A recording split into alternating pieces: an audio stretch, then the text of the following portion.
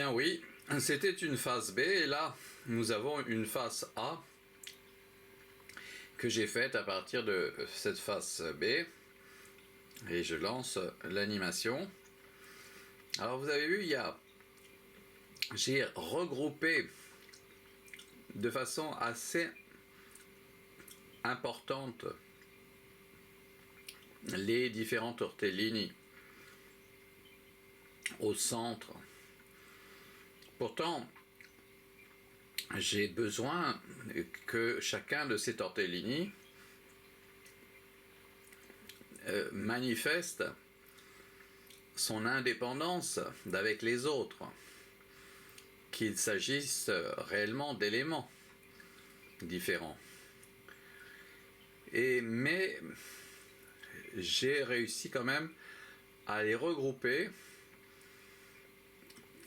et les parties sombres délimitent chacun des éléments de cette composition sculptée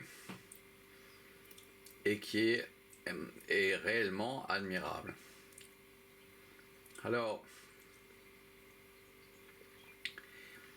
une fois que nous avons accompli un tour complet, nous arrêterons la caméra et nous passerons à la phase B à partir de cette phase A.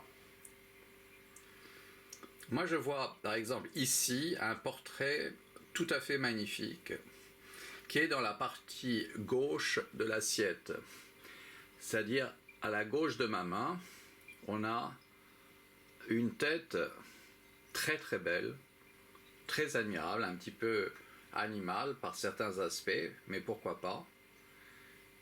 Voilà, donc on a quelque chose de très, on va dire, original, c'est-à-dire quelque chose qu'on n'a jamais vu encore et qu'on n'avait jamais vu se présenter de cette manière. Voilà, ça concerne cette partie-là. Vous voyez, je vois une tête, vraiment, si on exclut tout ce que je suis en train d'exclure avec ma main et mon bras, on a quelque chose de tout à fait